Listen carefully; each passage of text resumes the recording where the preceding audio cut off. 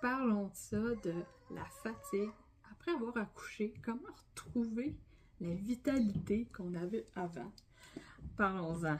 Je vais te parler de mon vécu et de mes solutions puis de mon mindset derrière chaque chose que j'ai faite. Déjà là, en premier, euh, je vais t'emmener direct au rez-de-chaussée. Je vais te montrer où que je dormais après avoir accouché parce que j'avais tellement pas d'énergie que je pouvais même pas être en haut dans ma chambre parce que monter, descendre les escaliers, c'est de l'énergie. Alors oui, on a dormi ici. Avant ce sofa-là, j'avais un sofa qui se mettait en lit. C'est un sofa-lit, là. Et le bébé, là, il était juste derrière la table, là. Il était, tu sais, le bébé de lit, là, il était juste là. Pourquoi je vivais au rez-de-chaussée? Ben, c'est parce qu'il y a la table à manger ici, qui était aussi la table pour changer la couche du bébé. Il y avait la cuisine. Tu sais, je dis il y avait. Parce qu'on restait ici, mais il y a la cuisine où est-ce que t'as faim, faut que j'aille là. J'ai le goût d'aller aux toilettes aller pipi. Ben, la toilette est juste là. Juste là, lavage pour laver le linge, on garde le panier de linge sale en bas. Hein, tout, principalement, est au rez-de-chaussée. Moins d'énergie à dépenser. La seule énergie que j'ai à faire ben, pour dépenser, là, c'est ben, la douche est en haut. Je me douche pas à chaque jour. Alors, ça, c'était ma réalité après avoir accouché. À quel point que j'avais pas d'énergie. Après avoir accouché, là, c'était dur de même retourner aux toilettes tout seul. J'avais besoin d'aide pour faire pipi. Fait que, il faut penser au progrès. Ce que je veux dire, c'est on est tous différents. On aura un cheminement différent selon où on est rendu dans notre vie, selon ce que notre corps est capable de encaisser, on va dire. J'étais pas si en forme que ça pour avoir autant de misère.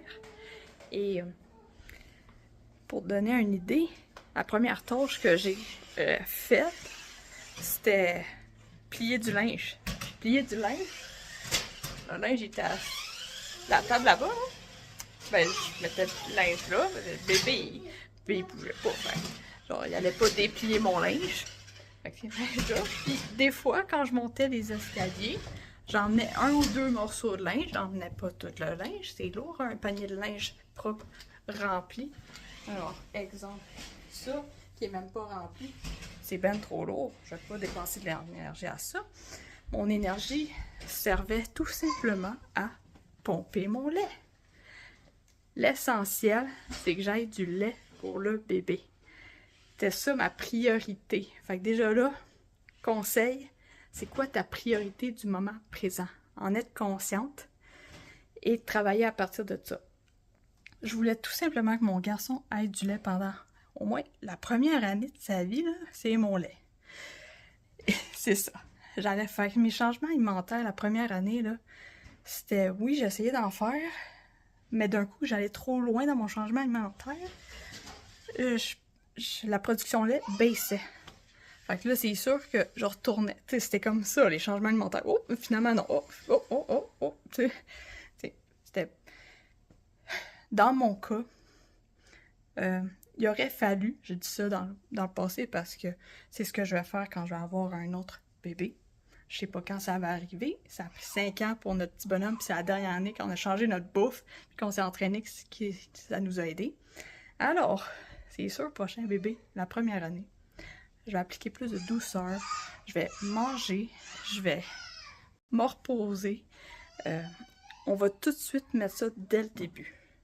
Puis un autre truc que je vais mettre dès le début, je t'ai dit que j'ai vécu au rez-de-chaussée, c'est sûr que là, on va tout de suite me mettre en haut, puis mon mari va m'aider pour ce qui est d'emmener les choses en haut.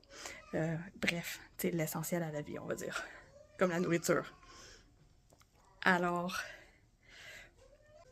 après accoucher, quand on est une femme, là, on est tous différents. Ça se peut qu'il y en a qui vivent mieux après accouchement, mais il y en a que ça se peut que ça soit plus difficile, comme moi, qui avait de la misère à m'occuper du lavage.